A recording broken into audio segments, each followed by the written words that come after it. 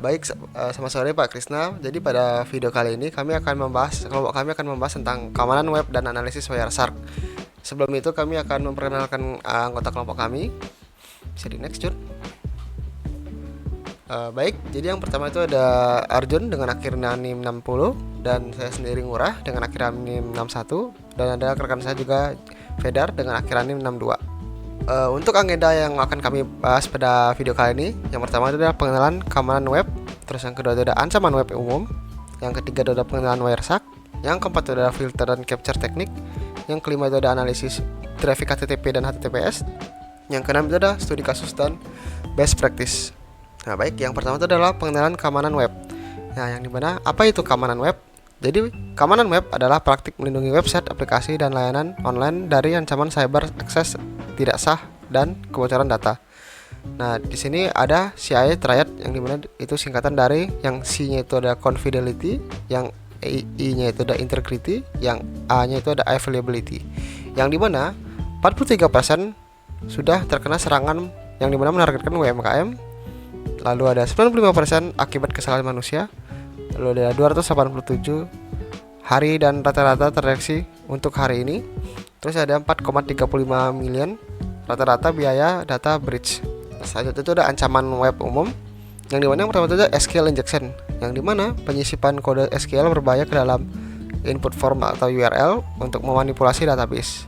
Lalu ada cross-site scripting, yang dimana injeksi script berbahaya ke halaman web yang dilihat pengguna lain seperti Reflection, Storage, dan DOM. Lalu ada CSRF yang dimana attack cross site request forgery, memaksa pengguna terautentikasi melakukan aksi tanpa sepengetahuannya. Lalu ada man in the middle yang dimana penyerangan menyisipkan diri antara komunikasi dua pihak untuk menyerap atau memodifikasi data. Selanjutnya itu ada brute force, yang dimana percobaan kata sandi secara berulang menggunakan kombinasi hingga berhasil untuk masuk ke dalam sistem. Yang terakhir itu ada directory traversal, yang dimana akses file di luar directory web dengan memanfaatkan patch traversal yang dimana seperti titik-titik search, titik-titik search attach, atau slash password. Next. Nah di sini ada OWASP, yang dimana ini adalah top 10 di tahun 2021, yang dimana 10 risiko keamanan aplikasi web yang paling kritis menurut Open Web Application Security Project. Yang pertama itu ada broken access control, terus yang kedua ada cryptographic virus, yang ketiga itu ada injection, yang keempat itu ada insecure design, yang kelima itu ada security misconfiguration, yang keenam itu ada vulnerable component, yang ketujuh itu ada out and dan session virus, yang kedelapan ada software dan data integrity, yang ke-9 itu ada security logging virus, yang ke-10 itu ada server side request forgery. Nah selanjutnya itu ada HTTP dan versus HTTPS, yang dimana perbandingan protokol komunikasi web, yang dimana HTTP portnya masih menggunakan 80 dan tidak terinskripsi atau tidak aman lah. Lalu yang pertama itu data dikirim dalam bentuk plain text. Yang kedua itu ada rentan terhadap serangan mid-time. Yang ketiga itu tidak ada verifikasi identitas server. Yang keempat itu tidak ada integritas data. Yang kelima itu tidak ada cookie dan session dapat dicuri. Yang keenam itu ada cocok hanya untuk konten publik.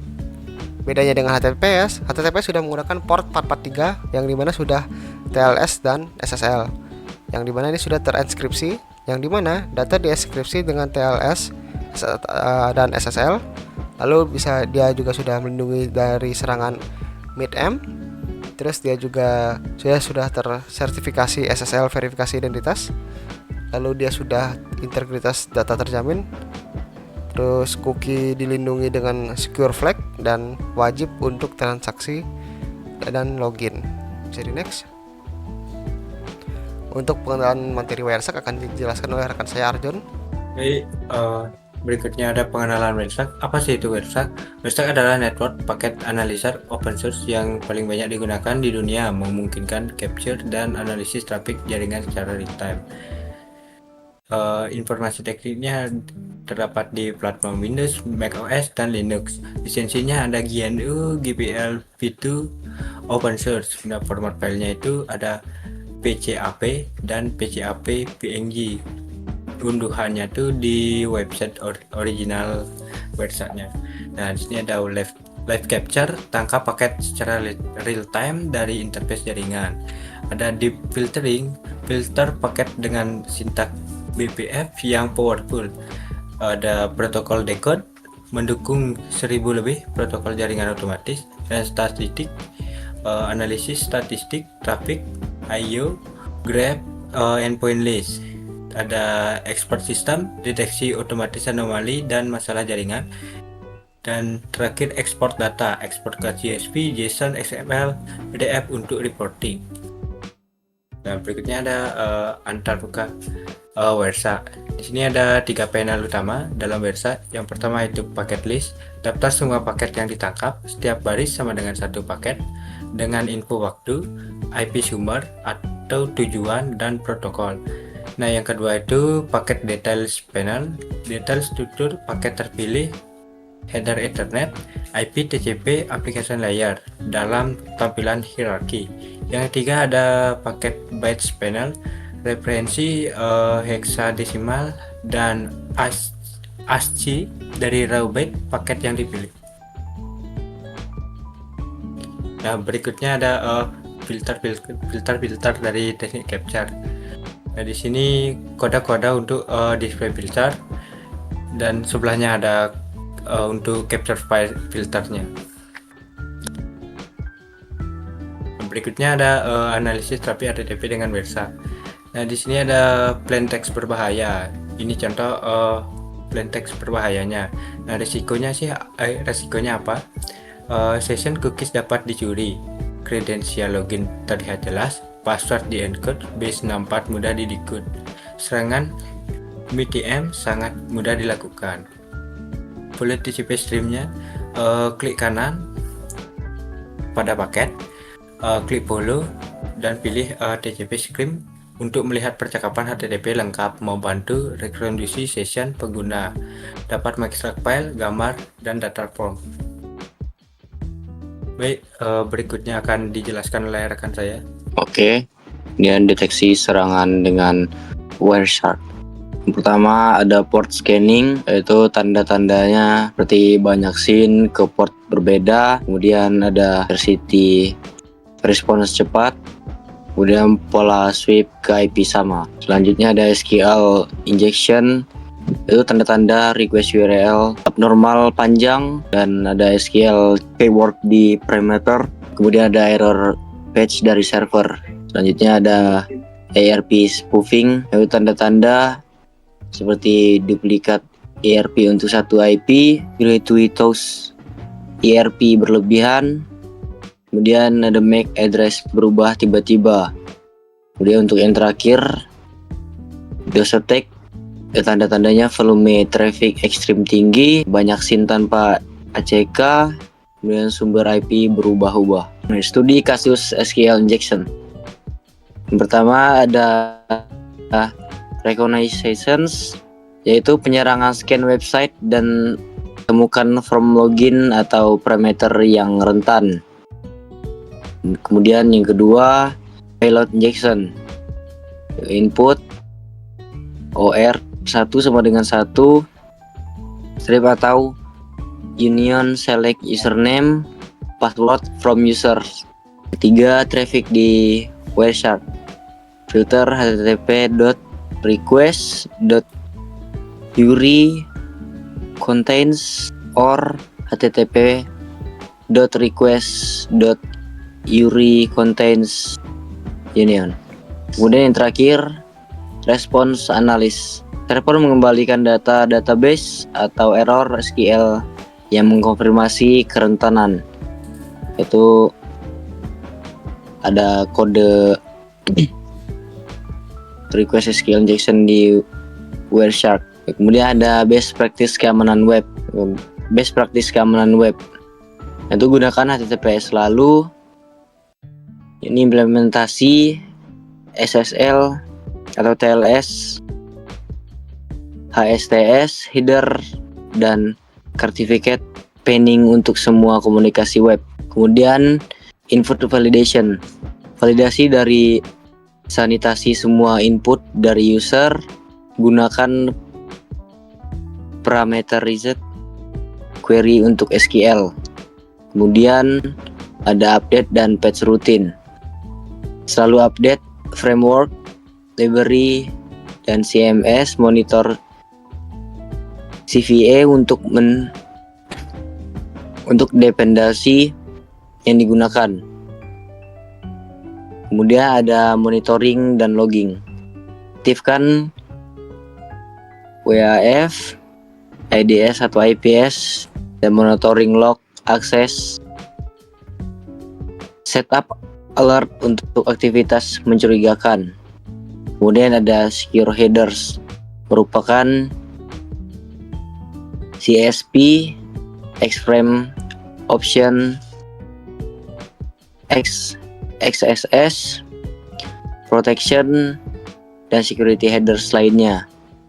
Untuk yang terakhir, last privilege, batasi akses database, file system, dan API sesuai kebutuhan minimum.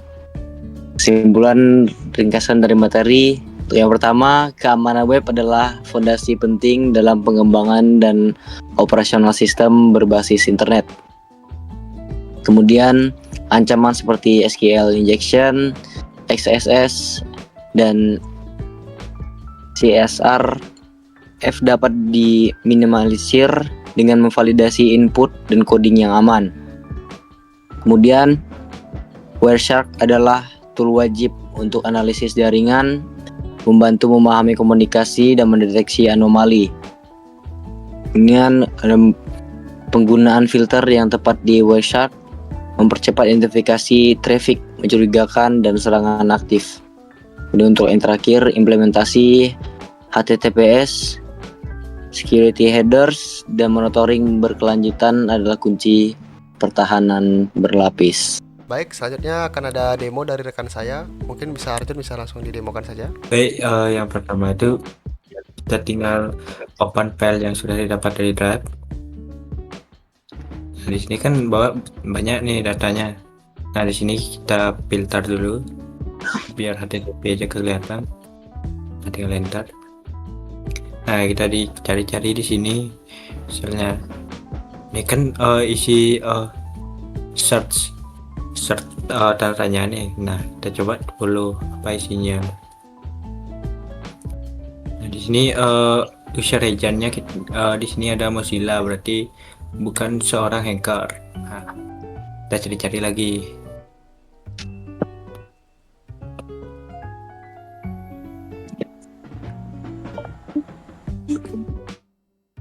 Kita cari bawah-bawah lagi.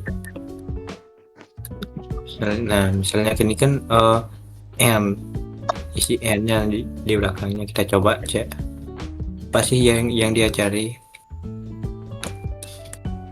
Nah, di sini ejanya sudah diganti, sudah pakai Google Map. Nah, di sini tuh dia select book, tapi udah di encode pakai apa nih, base 64 kayaknya. Nah, kita coba cek apa sih yang dia cari. Dan di sini kita copy aja nih semua. Kita coba cari di sini.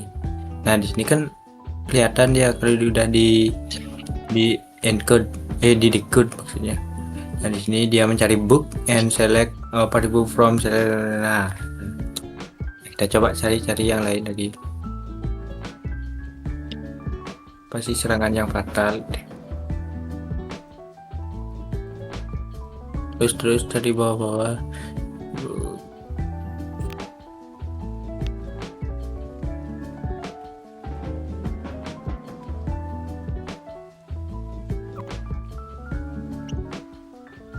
Nah, di sini dia mencari union all select 000. Nah, di sini kita coba cari lagi.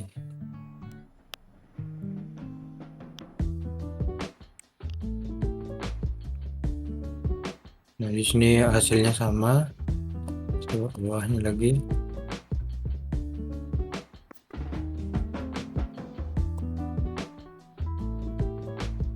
Nah, di sini udah mulai dia ngorder B1 mencari ID dari ID 1. Coba kita lihat gimana hasilnya tadi. Nah, di sini user agentnya masih SQL map.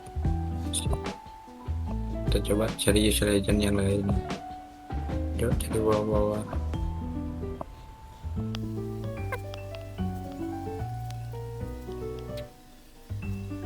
Kita coba copy value-nya, kita dikut coba.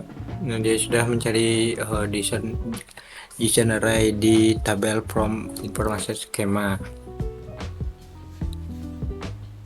Kita coba cari lagi.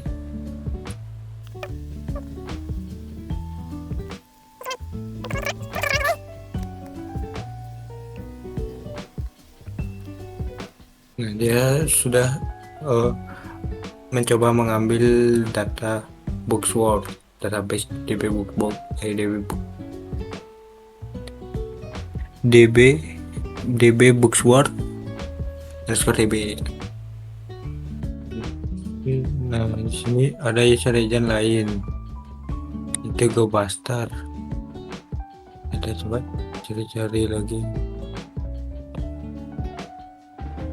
Nah, di sini admin dia. Di sini juga GoBuster sama seperti yang tadi. Sebenarnya banyak lagi nih ke bawahnya, kalau kita terus pencet-pencet satu-satu seperti ini. Tapi karena waktu kita terbatas, jadi segini aja dari saya ya. Oke, mungkin segitu saja untuk video kali ini. Terima kasih buat Arjun atas demonya. Mungkin segitu saja bisa kami lihatkan Pak Krisa. Kami tutup dengan terima kasih.